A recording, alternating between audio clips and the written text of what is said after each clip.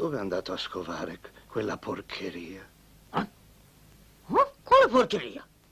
La cravatta. Ma sei elegantissima.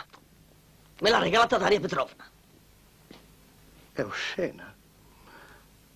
Come quegli stivali. Ma questi li scelti proprio io. Sono forse peggio degli altri. Vado in centro. Tutti portano scarpini di vernice.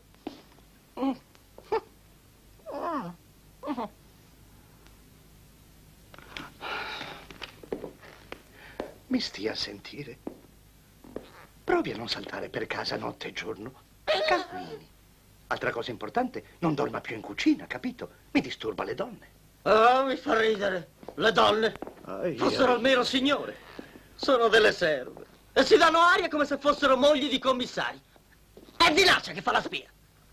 Cosa? Non si azzardi mai più a chiamarla Zinaccia, ha capito? Capito? Oddio, madonna. E non butti mozziconi di sigaretta per terra.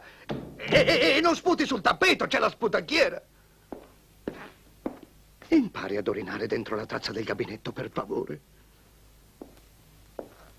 E non scodinzoli intorno a Zina tutto il giorno. Si è lamentata di lei. Stia attento. Lei mi opprime, paparino. Non sono il suo paparino, voglio che mi chiami per nome patronimico. Non sputare, non fumare, non far questo, non far quello. Sembra di stare in tram. Io non respiro. Quanto al paparino, poi è inutile che alzi la voce. Schwander mi ha raccontato tutto.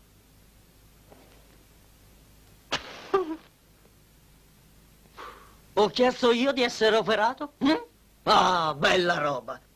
Si piglia una povera bestia e le si spacca la testa, tanto per cominciare. Oltretutto io ho diversi parenti, se vuole saperlo. E potrebbero anche aver diritto di sporgere querela contro di lei. Le dispiace che abbia fatto di lei un uomo? Preferirebbe tornare a essere quello che era e correre da un immondezzaio all'altro?